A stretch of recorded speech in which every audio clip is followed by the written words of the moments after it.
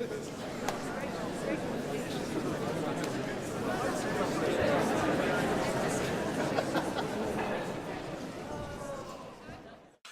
think I have a different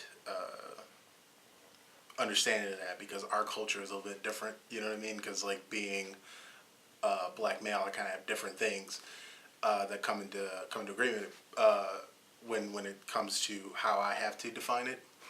But what I think it is though is just having the ability to be righteous in that meaning of like doing what feels natural to you. You know, to me, I think that if you can go by and do whatever you want to do when you want to do it, how you want to do it, if it's just natural to you, not an influence of something else or anything else, I think that is personally that's where I feel like it comes from. So I feel like it's just it's just figuring that out for yourself personally. But that's how I think we define masculinity, and sometimes it comes into those things where you have to either glorify sex or status or money or anything like that. But that's not true for everybody, depending on which circle or community or whatever you grew up as. So it makes a difference for that. But I think in general, it is it's just finding a way to be righteous and doing what you feel like is right for you.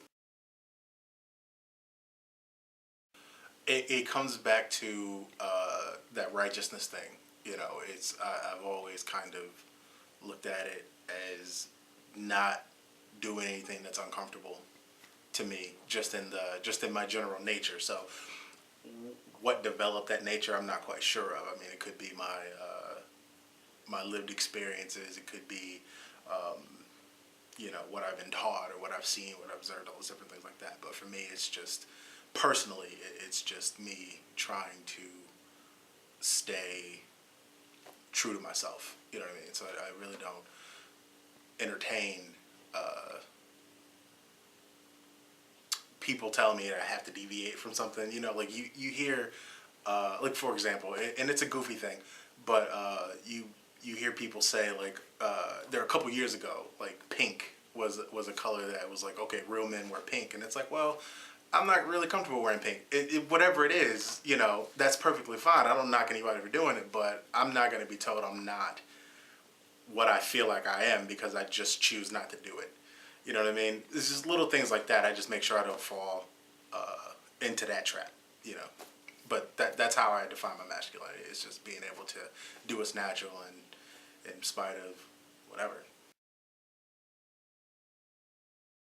Righteous to me is just it doesn't have to do with a religious sort of a thing. It's staying true to yourself. So I do what I want to do with how I go off of how I feel. You know what I mean? And that's what permeates my life. So I really don't. It doesn't mean that I don't seek out other things or I don't try to educate myself in different things. But it's just I try not to allow someone to or the outside forces that be to tell me what I can and can't think, feel about anything. You know what I mean? And I just stay that way with me. With the way that I carry myself, with the way that I interact with people. I just kind of do what comes natural, for me, and I just kind of stay in that natural zone. I desperately try not to be phony. So, and that's what I think it is. I mean, for me, it's just trying not to be phony.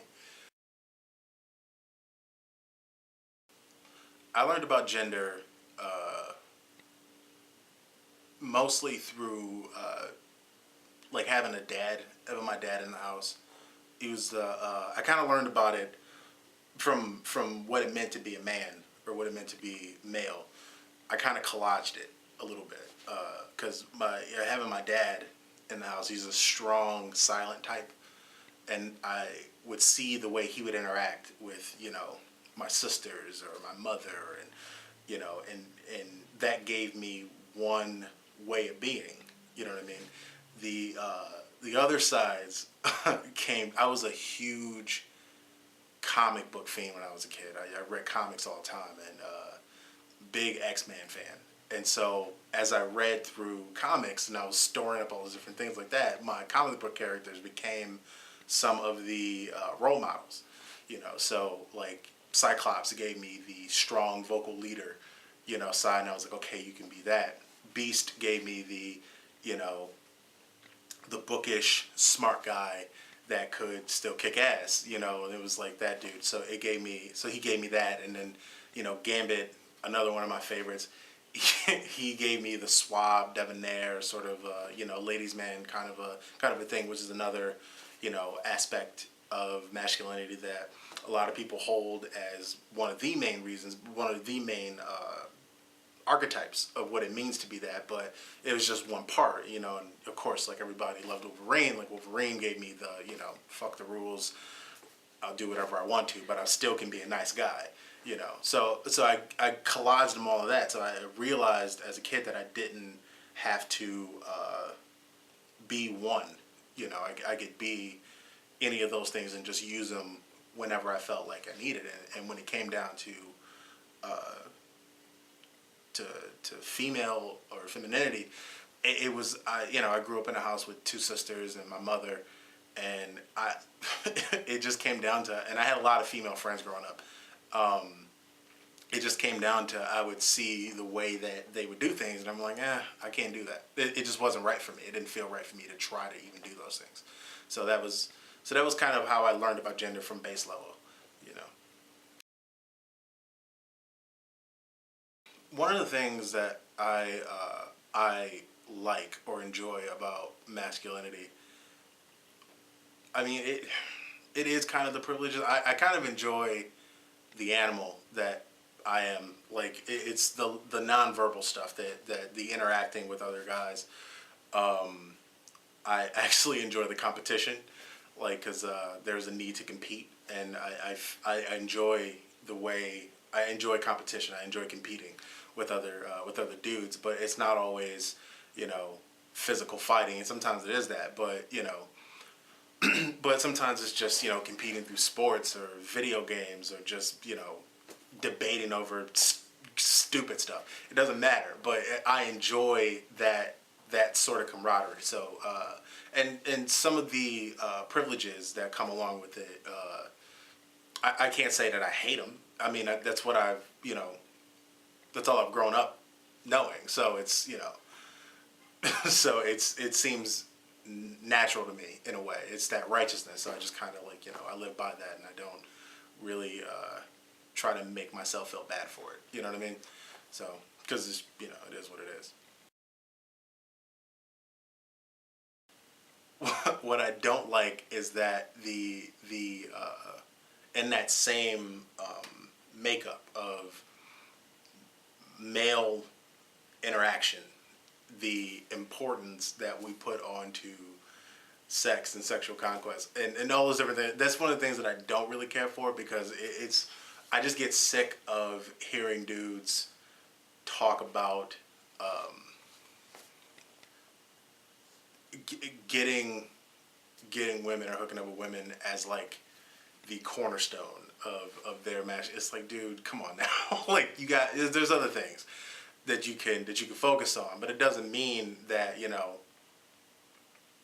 that I'm not victim to it too. Like, I do it too, but it's like, it doesn't, it's an aspect of my life, but it's not the cornerstone of my life. You know what I mean?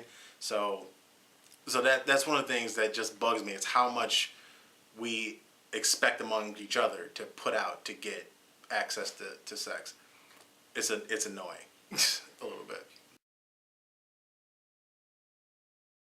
Yeah, that's hard to answer.